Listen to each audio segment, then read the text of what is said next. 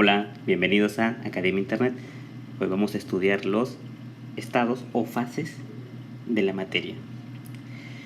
Pues bien, ¿qué son los estados de la materia? Pues resulta que la materia se presenta en la naturaleza de muchas maneras. Estas formas de presentarse son los estados de agregación de la materia. Los más conocidos son el estado sólido, líquido y gaseoso. Cada uno tiene sus propias características. Por ejemplo, vamos caminando por aquí y nos damos cuenta que el suelo que pisamos es sólido, el agua del océano es líquido y el viento es gaseoso. Y por supuesto que resulta muy cómodo y muy sencillo caminar por tierra firme. Nos damos cuenta con nuestros sentidos que es mucho más complicado caminar por el océano o caminar por el aire, que resulta imposible. Sin embargo, en el universo existen otros estados que plantean nuevos retos a nuestra inteligencia. A continuación vamos a estudiar esos 4 estados: el sólido, líquido, gaseoso y plasma. Bien, los sólidos tienen forma y volumen constantes. Se caracterizan por la rigidez y regularidad de sus estructuras. Esto a un nivel macro. ¿Qué ocurre o qué podemos observar a un nivel micro? Esto quiere decir molecular. Veamos. Fíjate que en la estructura molecular sólida, las partículas que forman la materia se encuentran muy juntas unas de otras, en una posición más o menos fija. También hay que saber que entre las moléculas se presentan fuerzas de cohesión y fuerzas de repulsión. Pues bien, en el estado sólido las partículas presentan una mayor fuerza de cohesión, o la fuerza de cohesión es mucho mayor que la fuerza de repulsión entre sus moléculas. Por lo tanto, los sólidos tienen resistencia a ser deformados. ¿Qué podemos decir a simple vista de los líquidos? Que no tienen una forma fija, pero sí volumen.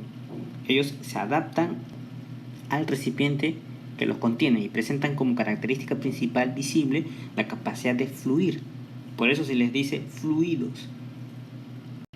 Eso a nivel macro, pero a un nivel molecular, las partículas de los líquidos ya no están unidas tan fuertes unas con otras y su posición no es fija, sino que pueden fluir más o menos libremente. Presentan una cohesión menor que los sólidos, ya que las fuerzas de atracción son parecidas a la repulsión entre sus moléculas. Los gases no tienen forma ni volumen definido y se expanden libremente hasta llenar el recipiente que los contiene. Estamos viendo en este video lo que se conoce como un geyser, ¿sí? Que es un tipo especial de fuente termal que emite periódicamente una columna de agua caliente y por supuesto vapor al aire. Aquí estamos apreciando la columna de aire asociada con agua caliente y vapor al aire. Pues bien, en el análisis molecular nos indica que en el estado gaseoso está compuesto por moléculas no unidas, expandidas y con poca fuerza de atracción. Estas moléculas están como que en un estado de caos, ocupando un volumen mucho mayor que los otros estados, porque dejan espacios libres intermedios, como se aprecia aquí en el esquema, y están enormemente separados unos de otros. Por eso es tan fácil comprimir un gas. Solo hay que disminuir la distancia entre sus moléculas. De aquí se deduce que las fuerzas de cohesión son mucho menor que las de atracción entre sus moléculas. Veamos ahora el plasma, el cuarto estado de la materia. El plasma se dice que es un gas ionizado. ¿Qué quiere decir esto? Ionizado quiere decir que los átomos que lo componen se han separado de algunos de sus electrones, o sea, han adquirido una carga eléctrica. Para que suceda esto, tienen que haber unas condiciones especiales. Por ejemplo, se requiere altas temperaturas, superior a los 20.000 grados centígrados. De esta manera, existen colisiones entre los átomos y se desprenden los electrones. De esta manera, el plasma es un estado parecido al gas, pero compuesto por iones, que pueden tener carga negativa o positiva, separados entre sí y libres. Por eso es un excelente conductor. El ejemplo más claro de esto es el Sol. En el Sol ocurren estas condiciones. Por eso podríamos decir que el Sol, como todas las estrellas, es una enorme bola de plasma, de densidad y temperatura muy altas. Sabemos que está constituido en su totalidad de hidrógeno, con una pequeña componente de helio. Su parte más densa y caliente precisamente se encuentra en el interior, lo que llamamos el núcleo, donde se estima que debe haber una temperatura del orden de los 15 millones de grados y una presión de miles de millones de veces la presión de nuestra atmósfera. Condiciones ideales para el estado plasmático. Pues bien, el plasma es el estado de agregación más abundante de la naturaleza. Y la mayor parte de la materia en el universo visible se encuentra en estado de plasma. Pero también el plasma se puede producir de forma artificial. Veamos ahora algunas formas comunes de plasma. Producidos artificialmente, por ejemplo, en los televisores o monitores con pantalla de plasma. En el interior de los tubos fluorescentes, lo que se conoce como la iluminación de bajo consumo.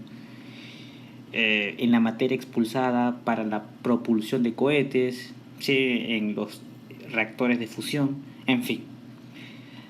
También plasmas terrestres, por ejemplo, los rayos durante una tormenta, la ionosfera, el fenómeno de la aurora boreal. Y los plasmas más abundantes, los plasmas espaciales, ya habíamos hablado del Sol y otras estrellas, los vientos solares, las nebulosas, en fin.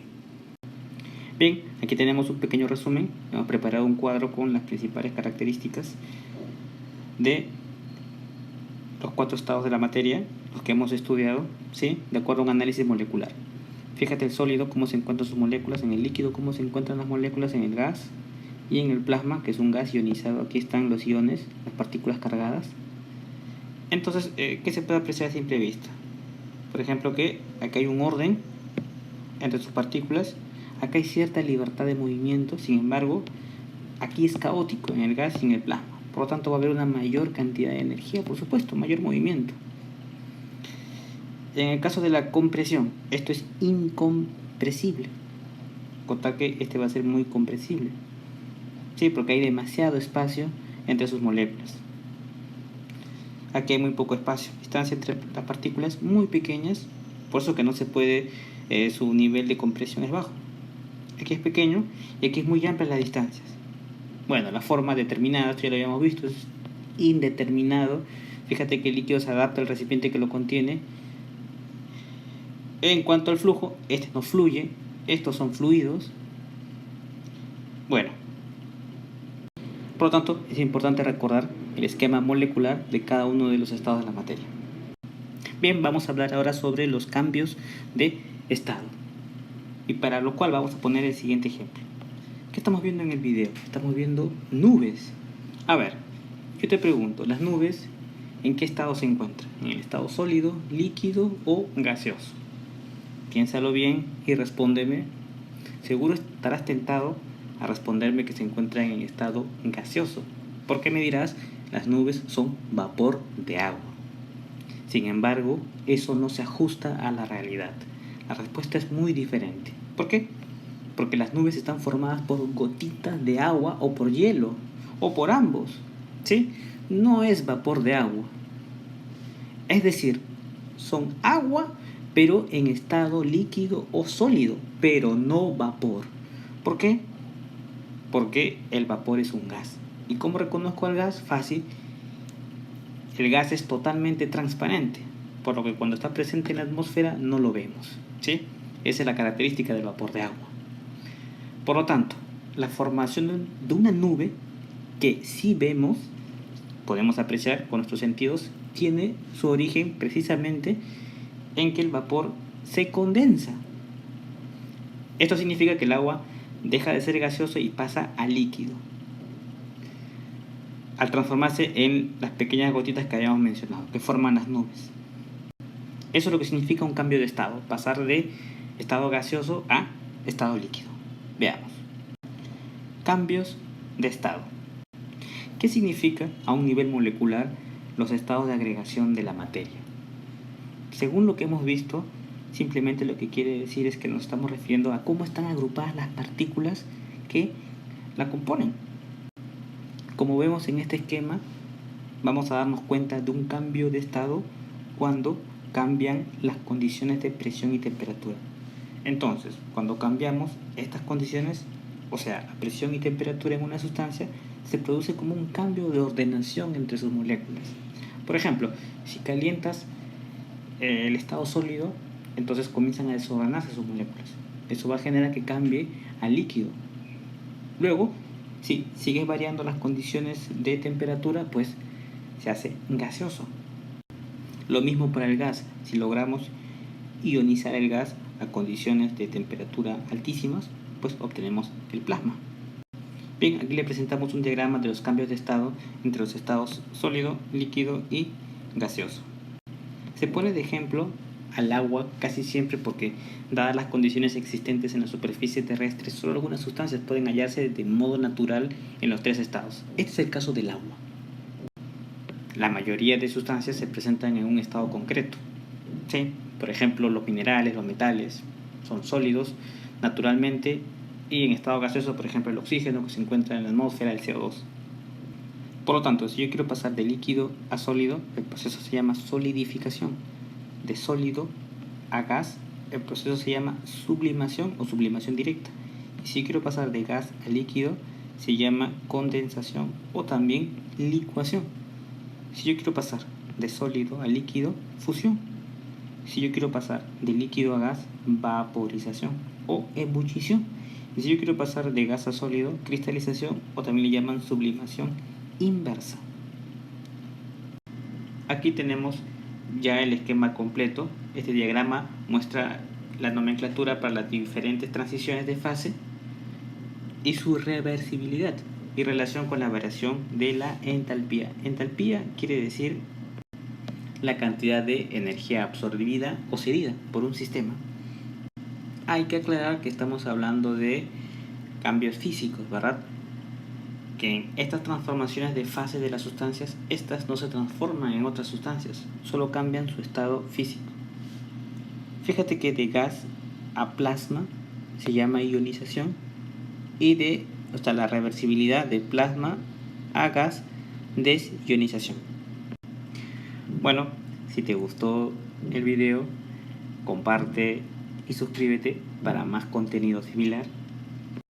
Por supuesto, también es muy importante sus comentarios. Un saludo y sigan conectados a Academia Internet.